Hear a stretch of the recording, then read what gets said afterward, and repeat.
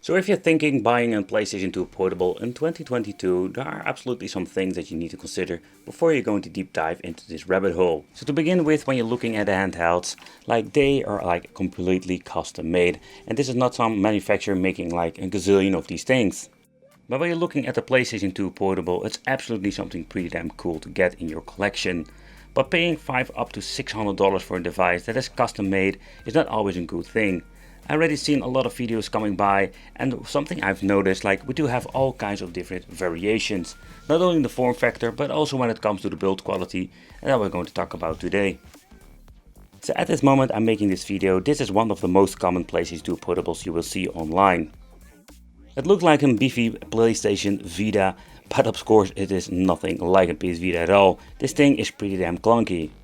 A beautiful PlayStation logo at the back. That is pretty damn naughty if you ask me, because this is nothing to do with the original PlayStation 2. Everything is been 3D printed. You can see it on the case, but also with the buttons. The overall quality is not bad at all. But I'm wondering if they're buying these cells and all the parts, or are they just making them themselves and 3D printing them themselves?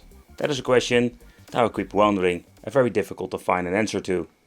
Okay, so in the package itself, we're going to get the power supply, the handheld itself with a nice casing, and of course the USB stick or the adapter with a CF card. So this is what you're going to get, and it's not a lot. So you're paying a lot of money for these devices, and yeah, this is what you're going to get. The power supply is not your typical 12 volt one. Nope, this is a different one. This is a special one. This is an 8.4 volts. And yeah, that we're going to need. And I'm in a different region, so I need to have a converter. Plug it in is basically the same like many devices. But this time I always recommend, let's first plug in the plug in your handheld and then in the wall socket. But when I was sticking in my plug, man, this feels really tight. A little bit too tight, if you ask me. Beside the plug, we're going to get the on and off switch. And what I do like about it, we're going to engraving here that you can see which date this handheld has been made. Your CF card, or better said, it's just a Sony adapter with a CF card. The brand itself is familiar, that I've seen a couple of times in China. Come, get out! But nevertheless, 32GB is more than enough for having a small collection on your system. What I find really convenient with this is that an USB is just like any USB. You can get yourself a different stick, but when you edit your games, plug it in and you're ready to go. But there are two problems with this. First of all, it's a really old USB connection, so loading times are quite long compared with an internal hard drive normally, and the compatibility with some games is also an issue. But okay, so let's talk about something differently. Let's talk about how comfortable it is, because when you're looking at the older shell and the new one, I must say I was a big fan of it. It plays very comfy. But how big is it? Because this is a really big boy. Oh, I can tell you that. Look at this, when you're comparing it with the Nintendo Switch. It's getting really close, it's a little bit bigger, and of course, it's way fatter than it. Look at this man. It's one gigantic beast of a machine. But the mold itself is, so far I know, the same like the first version I've reviewed in 2020. Then there's the question, how is the weight? In total, we're having 740 grams. So yep, if you're playing this for a very long time, you're going to get yourself a beefcake arm. Alright, so what did they change out more? Because the D-pad and the normal buttons were just freaking awful with the previous model. But the first thing I'm noticing is that we're going to get different analog sticks. They have changed it out with more like versions like the PlayStation 4. And I must say, it's way better. It's a big improvement, so I'm very curious how this is going to play. They added this tiny PlayStation logo. I like it. Finishing touch. But then overall, when you're looking at the left side, we're going to get the D-pad that I personally normally just hate. And of course, the PlayStation 4 analog stick. We're going to get the button for booting up the system, resetting. But let's talk about the D-pad. It feels kind of smushy. It feels kind of cheap. It doesn't be compared in a long way with the original one. And when playing, I was completely right. It is responsive compared with the older model. But playing this game and trying a move is just a mission impossible. I couldn't get any moves out, so that's a little bit of a bummer. How does the analog stick feel? And overall, it feels very nice. But the question is, how does it play in the end? And I can say that the analog stick is way better than the D-pad, and it's now smaller than the previous model, so it plays also way better. But okay, I'm a D-pad guy, so I am very disappointed that I couldn't play my fighting games with the D-pad and only with the analog stick.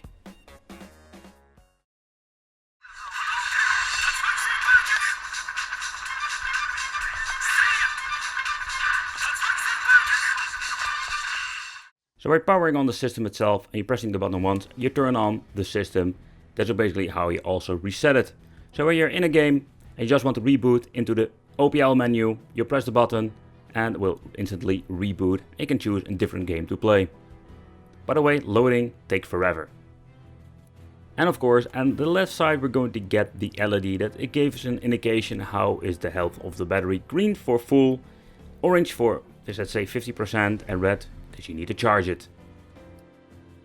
So with the previous model we had a lot of issues and the 4 buttons were not even responsive enough to enjoy some gameplay. And it's the same with this one. Yep, we need to press them, especially the circle, I don't know what's going on, but this one you need to press it freaking hard. It's annoying. So let's show you. The 3 of the 4 buttons are responding a little bit better than the previous model, but you can see still I need to press them really hard. You can see that I need to press them really hard. It's just really annoying and it's not a very comfortable way to play. But this one, the circle, oh man, it's awful. And most of the time it doesn't even freaking respond. So at the right side we're going to get the nice PlayStation 4 joystick. And we have here the select and start, and also these are improved. They are like 3D printed, but they are clickish and they work way better than the previous model. But let's chit chat about the shoulder buttons. The shoulder buttons, yeah, I can be very positive about it because I really like them. They're big and they are completely different and they are just responsive. But the thing is, I don't understand why they can manage to use these 3D printed buttons, the shoulder buttons. They work very well, but they mess it up with the other ones. So let's play a short part of Black, and I can say that playing this handheld feels very comfortable.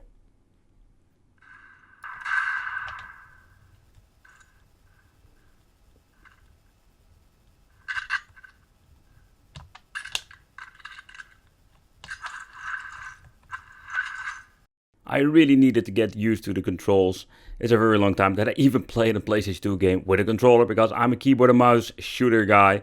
But this, man oh man, I must say it feels quite portable and comfortable. Even this thing is just gigantic.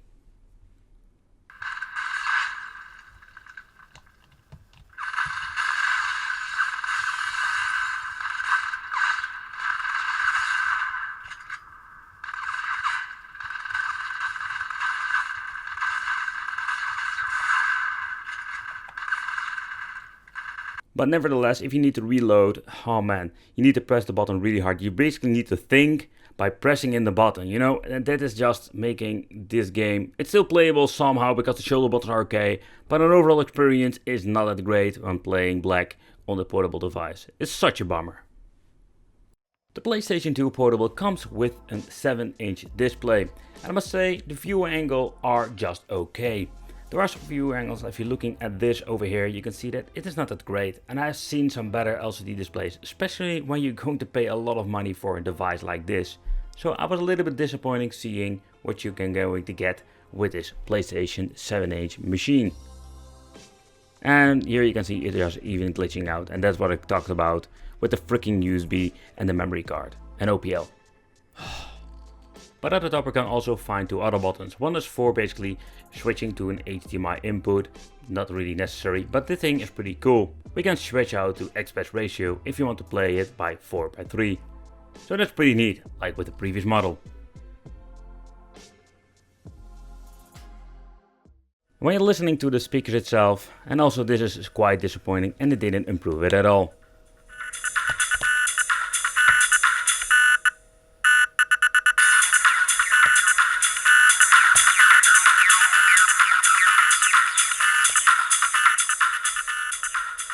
The sound is really disappointing, I can tell you that.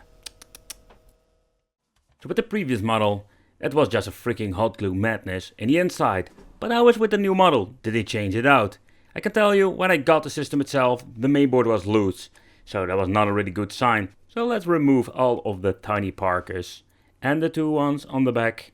And let's see what kind of misery we're going to get today. Or is it not that bad?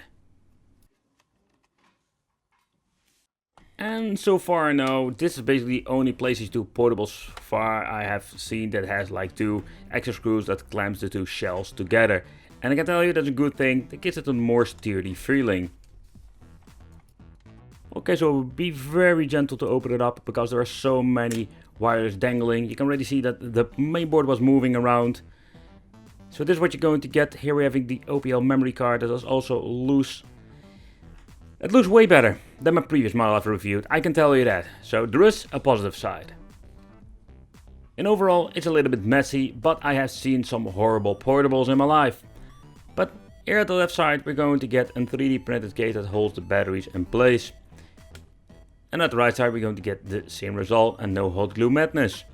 Over here we're going to get the ribbon cable that will be connecting to the PCB at the top over here.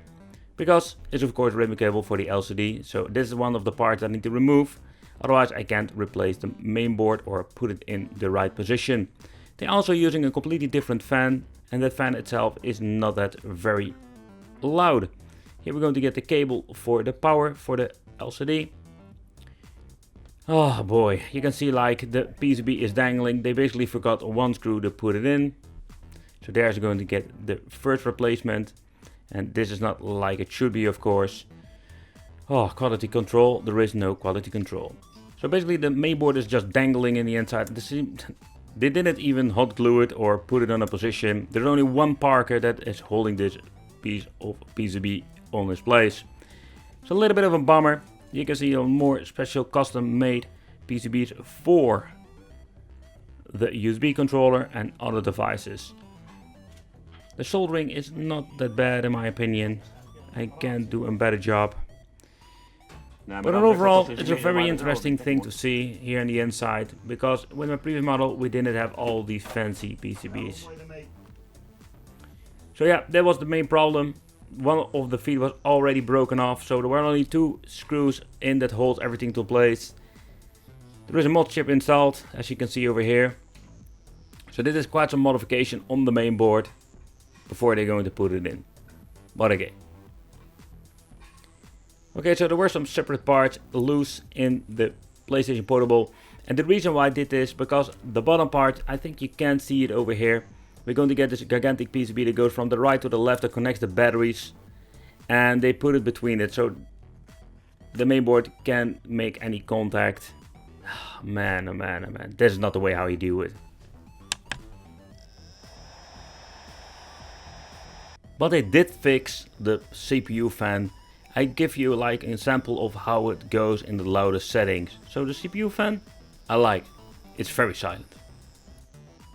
So in the end, I just basically glued the mainboard back in. There was no way of attaching it to the casing itself. They completely messed it up. Kind of weird thing.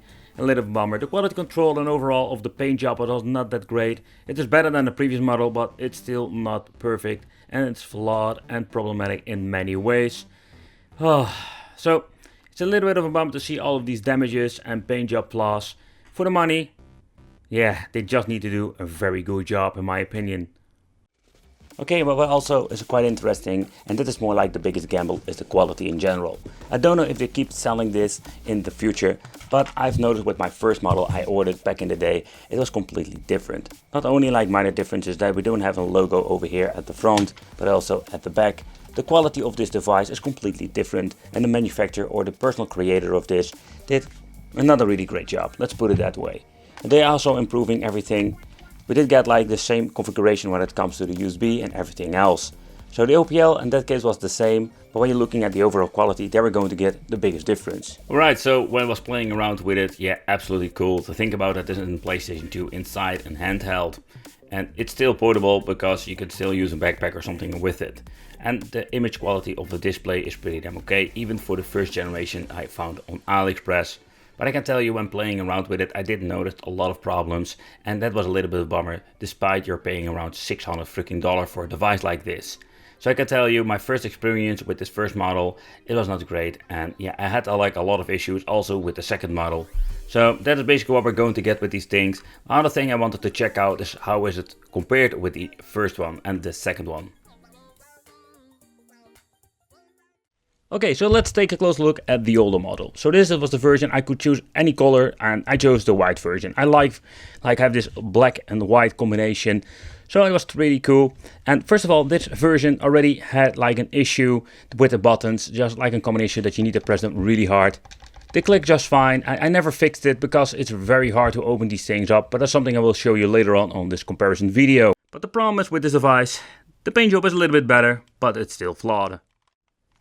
It looks like somebody put a finger in it or in the paint job when it was not really dry. But then overall, oh man, what a disaster. When you're seeing the handhelds on the picture, you will say like, hey, they're exactly the same, or I see some minor, let's say, differences. But there are a lot of differences actually. So that's the reason I want to make this side-by-side comparison. Okay, so the first difference that we're going to get is of course the joystick. They're using like the authentic PlayStation 2 joystick with the older model. I do like them. They're a little bit too big because when you're holding the handheld, it's already like a beefcake handheld. And combined with the joystick, I'm very pleased to see that they basically switched it out to the PlayStation 4 joystick. It's smaller and it plays way comfortable than the older ones. So fun fact, the old model, this D-pad feels more sturdy than the other one. This one feels a little bit flimsy. But I can tell you, like when I did like the extended testing, oh boy, both of them are having not a good reaction. Or somehow you feel the click, but doesn't do anything in the game.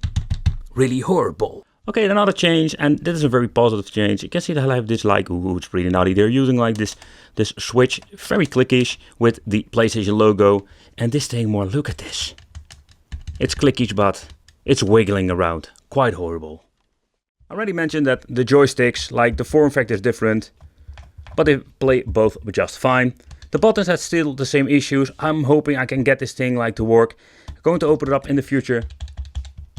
You can hear there is like a different click, but both are not reacting very well. So also the mold is slightly different because the buttons, not only that they are wiggly and small and clickish, but you can see like they are using the 3D printed now ones, and they are just big. You can see like the mold is slightly different. And here on the top we're going to get some differences too. First of all, this thing has an audio jack. Pretty cool. So the volume control in exactly the same position. They feel the same like the 3D printed buttons. The menu button, basically for entering the menu for aspect ratio, and we're having the button for switching between channels. USB-R here, but this one is a slightly different position. The ventilation over here is bigger, and this has like the on and off switch over here, and we're having the input for the power supply. So there are some differences. When you're looking at the 3D printed buttons over here, so I still notice that this one has less space, and the rest of the differences different, so when you take a close look at the 3D printed buttons, there are some differences. So first of all, the mold is completely different, and the space that you're having, like the travel, and they are not wiggly on the older model, but they have some more space on the newer edition. Quite interesting. But in overall, like the performance and how they feel and play are exactly the same. So the mold itself is the same, but you can see like they are very naughty putting the PlayStation logo in there. So also here they did some minor changes. And at the bottom part you can see like also this mold, or the top mold is exactly the same, but the bottom one is just different because we're having here with the new one, the input for the power supply, and the on and off switch is over here. Okay, so let's boot up both systems. And let's see what we're going to get. Okay, so let's get my weight scale and let's see how are these bad boys. Is one heavier than the other one? Let's find out. Okay, so let's check the weight of the older version I've bought in 2020. Let's check it out. So in total having 709 grams. And let's switch back to the 2021 model. And let's see how this weighs. And you can see like 741 grams. So it is a minor difference, but there is a difference. Okay, so let's check the quality of the LCD displays. Both have the aspect ratio option in the menu, so that is not a big difference. But let's boot up some games and let's see, is this thing any better when it comes to playing some games? But when you take a close look at both systems, you can see there is a significant difference between the displays. The color aspect ratio is completely different. When you're looking at the top one, like say the 2020 model, the colors look slightly different compared with the newer. But to be honest, I really like the display of the old PlayStation 2 Portable. So you can see there are quite some differences. The only thing that I'm having like some interruption at the top of the screen, you can see like a white line going all nuts. So there are some pros and cons when looking at the system itself. Which one is better? That is up to you to decide. But beside the colors and all the options in the menu, what I do like about the new model, that the aspect ratio is the same maybe, but when you're looking at the resolution, there is not a lot of information that I can find on what kind of LCDs they are using.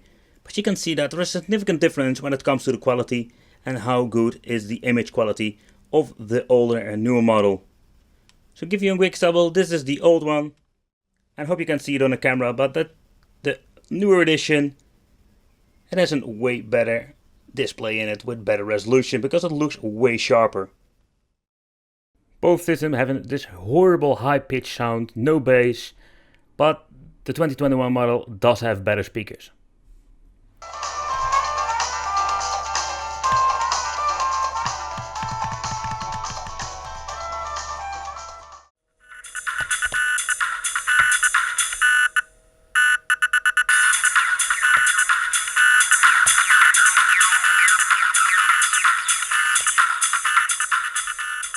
The 2021 model does have better audio output.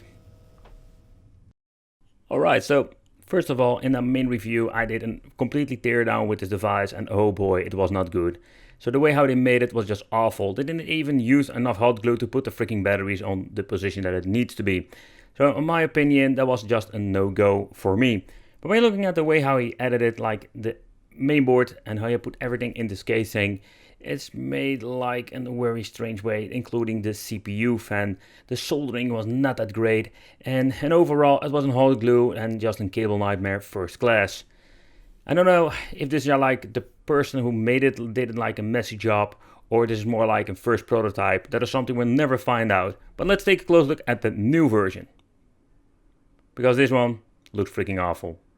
And oh boy, this was a significant upgrade compared with the other version. But the first thing I'm already noticing is that there are a lot of like pre-built PCBs that you can get. And I think in Taobao they are selling these kits that you can basically use for building your own PlayStation 2 Portable. But look at this, they're not even using hot glue, they're using 3D printed pieces of plastic, putting the batteries in. And if you just need to replace them or you need to do some maintenance, this is way better. And look at the CPU fan. The CPU fan is just a brand new one. I think they're using like custom fans, they're using ribbon cables. So this is just a completely different and better build. And the soldering quality is way better than all the other ones that I've seen, like the one from AliExpress. Another option to go to is this version. That is the 8-inch version, absolutely a beast of a machine. It makes no sense basically getting this, because when you're looking at the format and everything, it is so gigantic that it is not really portable anymore. Also, it's very difficult to navigate through the games when you're needing the use of the freaking like shoulder buttons. It's absolutely, even for my hands, it's not comfortable to play. And overall the quality, you can see it has the same problems when it comes to the paint job and so.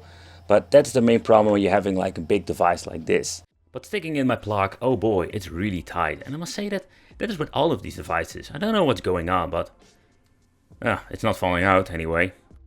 All of these adapters are equipped with an LED for indication how far your battery has been charged. And I must say it works very well. It will pop up green if it's ready to go. The USB drive, yeah, or the Nokia micro adapter. That's the only thing that we're going to get. You can use a thumb drive if you want to. This is a 32 gigabyte. I can say that it is more than enough for storing like your favorite games. The only downside that is with these USB drives, compatibility. Yep, compatibility with some games. If you look at OPL compatibility, you can see there are a lot of issues. And not to forget the loading times. The loading times are quite long compared with, let's say, an internal hard drive like a PlayStation 2 Fat. So that's a little bit of a bummer in my opinion. And overall, how is the quality of the casing and how comfortable? Because this thing is even bigger than the last one. The first PlayStation 2 I bought was a freaking nightmare. I must say, it's slightly better, but it's not good at all. So when you're looking at a device of this price range, you will expect you're going to get this perfect finished paint job. And in my opinion, it's just a freaking nightmare. You can see that they didn't paint it well. And beside that point, there are still, you have some damages here and there. I don't know what's going on and how decent the paint job is like beneath it, but I can say that it's just not good. Especially when you're paying a lot of money for it, you can see that it is not that great. So I'm quite disappointed when it comes to the paint job. On the picture it looks all so nice. The 7-inch model, the previous one, I liked it. It was very comfortable. But this one, it's slightly less comfortable simply because it's very hard like to use the analog stick combined with shoulder button. So that's what we're going to try out in the video. Over here we're going to get some ventilation holes, but it also weakens the casing. You can especially see with the top that when you're pushing it in, you can see like the casing is just less sturdier. And that's something that I wish they worked on, like giving thicker plastic and give them more sturdy feeling. Oh, by the way, don't even drop this thing. So let's weight it. Are we going to get a beefcake arm? Oh, absolutely, 820 grams. Holy crap, that is a lot. With this one, you don't need to go to the gym, especially when you're training your arms. But okay, so let's take a close look how does it work and how does it feel. So the D-pad, everything feels like the previous model. Got nice PlayStation 4 analog sticks. At the bottom we're going to get an AV out port, so that is something new with this model. We can use it like in game console. That is pretty cool. Okay, then we're having like the plug-in for the power adapter and the on and off switch. By turning it on, you can see that the LCD goes on. But booting up the main board, you need to press the PlayStation button on the left bottom part. So within, let's say, 20 seconds, it will boot up OPL with the games that you have installed. Okay, so let's try the ultimate test. Now you're thinking, what is the ultimate test? With my previous model, I had a lot of issues with the D-pad. Yeah, the D-pad was quite awful. This time it feels slightly better. It's still a little bit smooshy, and to be honest, I'm not a big fan of it. But when playing some games, so I was surprised to see that this thing actually works pretty good. But when it comes to moves, I really need to get used to the D-pad, and I can get the moves out, you can see over here, but an overall experience was not that great. If I need to give it a number, I'd say like a 6 out of 10. Like, it's okay. But the analog stick, yeah, that is a big improvement. Like with the previous 2021 model, we're having now a PlayStation 4 analog stick. So I was messing around with the D-pad for too long, so I moved through the analog stick. And analog stick is a great way to play. So if you like a guy plays with analog stick on fighting games, I think you will be happy with it. It's a big improvement. Oh man, if I need to combine this thing with the shoulder buttons, it's really difficult to play. But right.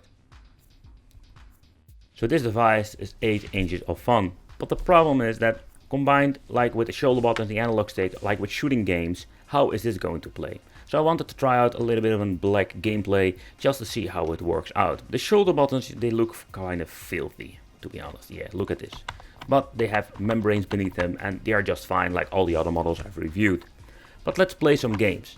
Because when you're playing some black instant shooter, there are a lot of different ones on the PlayStation 2. But what I find a little bit annoying is that the handheld is just too big. It's too big for my hands.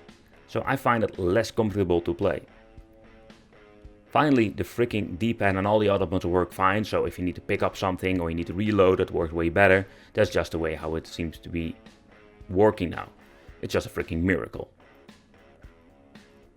I'm gonna say that it will be unplayable, but in overall experience, I personally prefer the other one because this thing is way too big for my hands.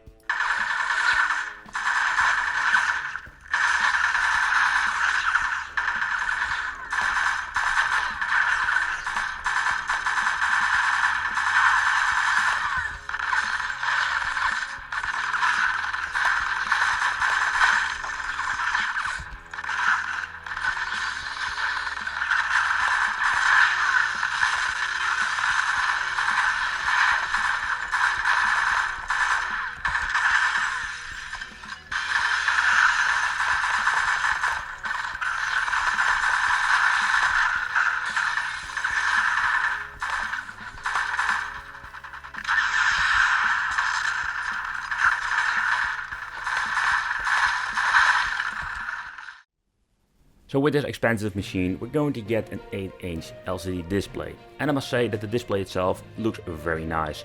The viewing angles are great. The only thing I didn't like is that it has this more like a mirror layer on it. So the reflection is quite annoying, especially when you want to record some stuff. So lights out and I'll show you how it looks. You can see that the view angle is very good in this one, even better than the 7-inch edition that I've reviewed recently. So overall, yeah, I'm very glad to see that this 8-inch looks very nice. On the top we're going to get 2 buttons. They are really hard to press. but this one is basically for changing between channels. And the inside, most of these devices still have an HDMI input, so I don't know why they are not using this, but you can switch between them if you want to. So if you want to hook up something on your portable device, makes no sense, but whatever. So let's take a close look at the menu, because here we're going to get some differences. Because of the aspect ratio of this screen is different like the other ones. Yeah, basically we don't have an aspect ratio change because it's not needed. You can just change everything out like brightness, contrast. If you want to change these things out, there's no problem whatsoever. But I keep talking about how big this thing is. So let's do a quick comparison with the old model and the Nintendo Switch. And when you're putting the Nintendo Switch beneath this beast of a machine, you can see how big the PlayStation 8-inch actually is. So let's put it on it, so you can see like in great example how big this bad boy is. Let's change out the viewer angle so you have a better idea. So you know the Nintendo Switch is quite big, complete with Joy-Cons, but this thing is just massive. So let's put them side by side with the older model. And the older model was already big, but this thing, oh boy, this really big boy. So let's grab the Switch again to give you like a quick comparison between all the models. And you can see that it is really big. So that's the reason why I told you, like, I don't know man, it's not really comfortable for a very long time. Okay, so let's remove all of the screws and let's see what are we going to get on the inside. Because in bigger shells, that means that we're having a lot of room now. But the weird thing is like, there is no two extra big parkers on the back. Normally like the two shells going to get clamped together with the two parkers on the back. Gives us like a more sturdy feeling. And we don't have this, so that's quite concerning.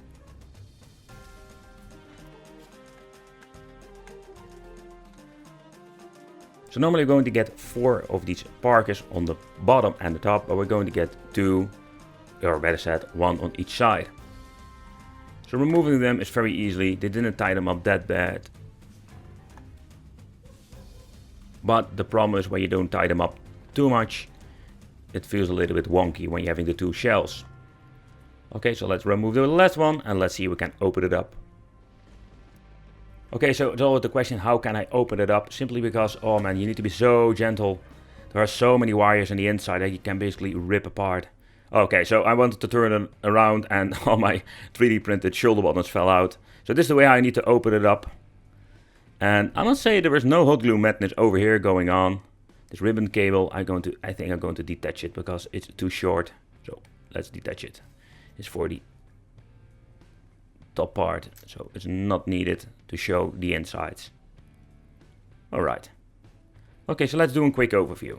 So first of all, they changed out a lot of things. So now we're having like these PCBs they can buy from the market over there that they can use. So they don't have like this soldering nightmare anymore, and also there is no hot glue almost in here. And the reason why, because there are like having 3D printed brackets. The same goes for the batteries. With my previous one that was more like a freaking nightmare with hot glue. So the only thing I didn't like the memory card, you can see like it is loose. There's just wimbling in the inside. That is not good. So another thing is like they again used not enough screws, so the main board is loose. Still, one of my favorite PlayStation 2 portables is the one that I purchased through eBay. So far I know I couldn't find it on AliExpress, but this version is absolutely amazing. It's way better in many different ways. It's still, let's say, in custom edition, so you will have some flaws here and there. So this is this tiny, absolutely mini PlayStation 2 Portable. I find it very fascinating to see how basically slimmed down this version is. And this may be one of those best ones you can even pick up nowadays. But the downside is it's almost like double the price of the black, the white or the orange one. So that is another problem I'm having with this. You can see over here it does have like an audio jack out, so some minor improvements. And if you're going to pick it up, maybe it even have some more improvements nowadays. So it's the same idea like we had with the other versions when it comes to functionalities. Here we do have like an internal, let's say, micro SD slot. So that's one of the improvements they implemented. So I think that is pretty damn cool if you ask me. But I really like what you're going to see and what you're going to get with this. So let's take a quick close look at the PlayStation 2 MiniX. So what you're going to get is not a lot. We're going to get a portable device, and of course we're going to get ourselves the power adapter for charging it. Because with this device it works with different kind of batteries, so we're also going to need a special battery charger for that. This is the AC/DC adapter, and here you can see like it has like a different voltage, 8.4 volts and in total 25.2 watts. And this is like something different because you don't get this every single day. But the reason I already said, like, they're using special batteries for making these portable devices. But later on I will show you which one those are. Okay, so let's take a close look at the device itself and how comfortable it is. But first of all, I already want to point out, so what I understand of this device has been made from an original PlayStation 2 Slim Edition. Yeah, of course, the fatty is a little bit too big. I don't know if they can even make it a portable like a portable like this machine from the fat, but I think not, because of course the PlayStation 2 is already very slim. It's very slim. And to make it more slimmer. Okay, so at the front we're going to get just the normal controls like an original controller. Only there are slightly some differences. So to begin with, we're going to get two joysticks, and the joysticks are similar to the Nintendo Switch. It also comes with the clicks that we're going to need. Then of course we're going to get the cross, square and the original buttons. There's only one thing I want to show you that I didn't like. The touch itself is quite okay and it feels very nice. In the middle we're going to get select start, and then we're going to get the D-pad. So the D-pad itself, it looks kind of cheap, like it feels also very cheap, and I mean like the way how it floats. But I can tell you, like, when playing with it, it works perfectly. I don't have the issue that I had with the previous one. And at the front we're going to get two stereo speakers. Those sound okay. So in the middle we are going to get three tiny 3D printed, really tiny buttons. And these buttons are for the volume control, and in the middle we're going to get one for getting into the menu. Alright, so let's do a quick overview of it.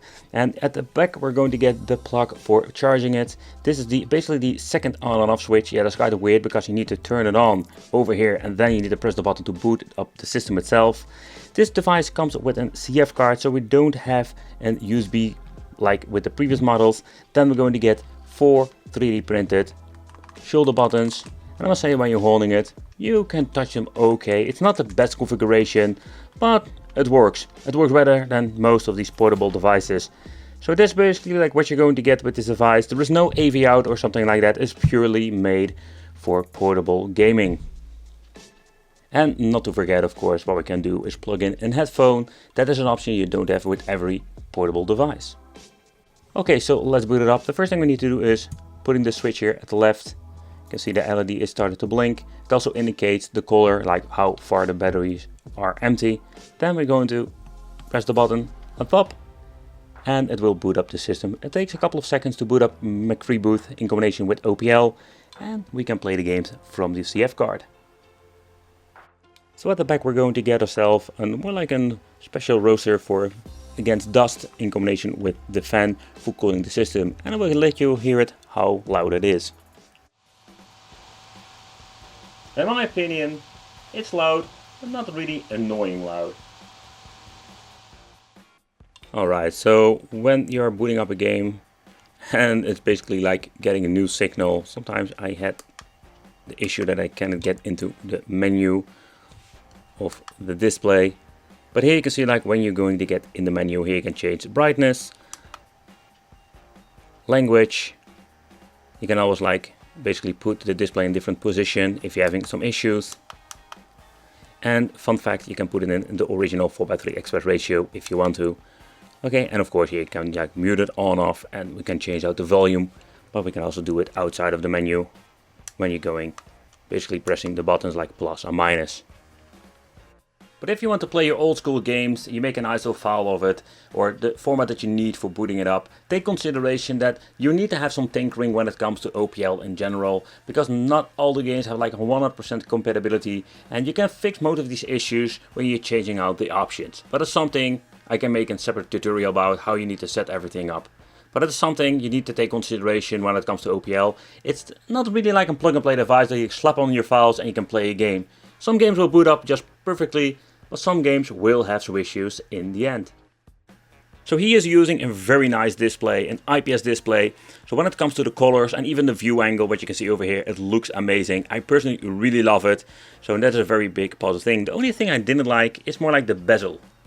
And what do I mean with the bezel? So when you're looking very closely, you can see like the silver edge of the display itself. That is something like they need to fix. If this edge or this piece of metal was black, it would be like not really noticeable. And that is the thing that I find a little bit a bummer in my opinion. Maybe I'm nitpicking about this, but you're paying a lot of money for this device. Okay, so but how is the overall performance and how comfortable is this device? So what I'm noticing with this handheld, it has a very weird looking D-pad that looks cheap, but here you can see it responds like just fine. And that was the first thing that I was very pleased with, because with my previous models, I will show you later on, I had so many freaking issues. Another thing that I really love about this, so with using a CF card or normally USB, you have like significant faster loading time sometimes with some of the games, depending again how the compatibility is. But then overall, it's really cool way to play this way. Okay, but let's first do a quick gameplay, just how is the overall experience. So the D-pad plays very nice, and also the analog stick is positioned very comfortable. And I was quite surprised, to be honest. The only thing is like the shoulder buttons need to basically like cramp up my hand like this to press it, because like the micro switches, you need to really press them hard. You can already hear like the audio itself is quite good. So when you crank it up, you go around 75%, you can hear like this crackling noise. So mostly I leave it like on 50%. But such a great experience playing these old school games. I'm bumping against everything because I was looking at my camera screen and not the game itself. Really convenient. But let's take a close look at the paint job, because here we're going to get a significant improvement when you're looking at all the other models I've reviewed here on the channel. So you cannot really compare this with, let's say, a product they made like a lot of different versions of them, over like gazillion editions when it comes to, let's say, an Embernick. But still, for a hand paint job, I think it's very, very nice. When you're looking closely and you're getting a good camera, what I'm using now, yeah, of course you will see like minor problems with the paint in general. That is something we always will have with custom devices like these. But when you're looking at closely, still there, like, I don't understand, I think they were like 3D printed cases that they're repainting. So the surface they need to paint are like really smooth, like from a mold. And so correct me if I'm wrong, but that is what I understand of it. Like, of course, when you're looking at the screw over here, you can see like there is some paint chip over there, but that's like the most horrible thing I can find on this. So you can see that sometimes when you're finding the right creator, you're going to get a way better paint job and better value for your money in general. Okay, but how heavy is the device itself? So let's give it a look at this, and in total 440 grams, and that is not a lot, especially if you think like most handhelds weigh the same amount when you're looking like Embernick. But let's take a close look at the PlayStation 2, the 7-inch model. Here you can see this thing weighs 741 grams, so that is getting a really big cake. And then of course we're having like the gigantic 8-inch edition, and this one even weighs 821 grams. So you can see like this mini version weighs almost, I would say nothing, but compared when you're looking at other devices I've reviewed from China, this thing has a very nice weight to it, and you can feel it in your hands. And for long term, yeah, you're still going to get slightly beefcake, but it will take long. Okay, so how about the other ones? I just want to do a quick comparison and just talk about the other portables I've reviewed here on the channel. But if you want to see a full review, you need to check the different video. But you already can see like this device, like the new PlayStation 2 Mini Portable, is super small, and it's just mini compared with the other ones. But this is just a quick overview of like what other models look like. So this is the 8-inch version. It's a completely different format when it comes to the display. Pretty damn awesome. It's like a gigantic beast of a PlayStation 2 Portable, but it is not really portable anymore. So this was the other version I've reviewed this year. The black edition, like the revision of the old one I've reviewed from back in 2020. And then we're having like the mini version. Alright, so next up let's do a quick teardown. So with this device, the teardown will be slightly different because the way how they assembled it is slightly, when I say slightly, it's completely different. So I've reviewed like 7-inch and the 8-inch model of the PlayStation 2, and most of these things are like basically the teardown was quite easy. Like it was easy peasy, removing a couple of screws, and you can just lift up the top shell or the bottom shell, depending how you want to disassemble it, and you're just ready to go. But with this one, it is quite interesting because this thing basically exists of 3 different parts when it comes to the shell itself. Alright, so let's remove the first part, and yep, you can really see that the buttons are falling out, like the 3D printed buttons. It's not a big of a deal, but basically when you're putting the shells together, it basically is the only thing that holds the button in place. Okay, so the next thing are the batteries. Ooh, man, that is not good. So I'm going to use my own some kind of gummies to put everything in position, because yeah, it's just like having not enough glue over here and there to put it in position. So that is not a good thing. That is quite naughty if you ask me. But when you look at this thing, like how tiny this PlayStation 2 Portable is, and I mean like also the mainboard, look at it, how they cut it in pieces to fit it in, just squeeze it inside of this tiny shell. The soldering is not bad at all. Like they did some modification over there with the memory card. You can see it at the left there. Like they added some extra wires. Don't know idea like why they did that. But overall, quite interesting. So let's do a quick tear down of the other part because I wanted to see everything. I just wanted to show you what you're going to get in the inside. The disassembly is exactly the same with the previous models. And I mean like the only thing you need to do is remove a couple of parkers on the side. And that's the only thing that we need to do.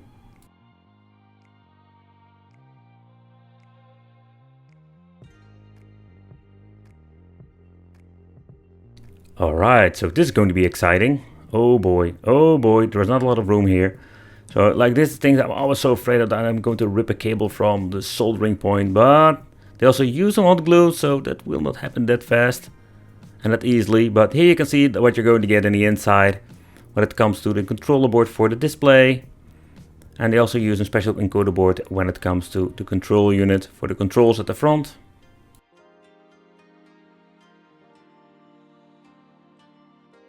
Now we're going to get a better look at the mainboard itself, and they needed doing a lot of soldering with a lot of different cables this time. I see that they did a lot of improvise. And what do I mean with improvising is like with normal modification you get these PCBs you can basically like solder onto the mainboard, but you can see like they need to do a lot of soldering extra, getting some wires to the other parts of the shell.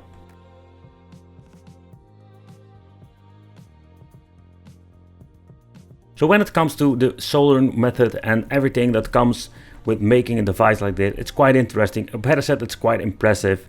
Like they do a lot of doing soft modding, a lot of disassembly. The mainboard is just loose inside of the casing, but it doesn't make...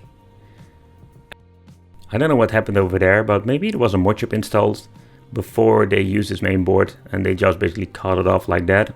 Not a big of a deal. But overall, it's a kind of a cable nightmare if you look at it, but I think that is something that is inevitable. Because simply when you're looking at this, like look at it, how many soldering points you need to like make for getting this freaking thing to work inside a portable device. Still, even they didn't use a lot of hot glue in it, and I kind of do a better job myself. So the weird thing is when you're looking back at the memory card, you can see over there like they didn't even use all the soldering points. From that point on, they basically like use extra wires to solder straight into the mainboard. It's kind of weird. I have some issue with autofocus, but I just wanted to show you. That's kind of strange. Don't know why, but nevertheless, let's go on. But when you're looking at the PlayStation 2 portable systems, there are so many different ways you can basically buy. And there are a lot of different creators out there. And I can tell you, this isn't even every single model you can find. I personally really love the PlayStation 2 Portable for what it is, but looking at it thinking there are so many handhelds coming on the market that are able to emulate PlayStation 2, and that makes me wonder like how long is it basically like interesting to buy something like this. It's original hardware, that is just absolutely a fact. I think it's pretty damn cool. Let me know in the comments what you think of this, what you're thinking it's still worth it buying in 2022. Well, thank you for watching, consider subscribing, hit that little bell, and it would be great to see you in the next video.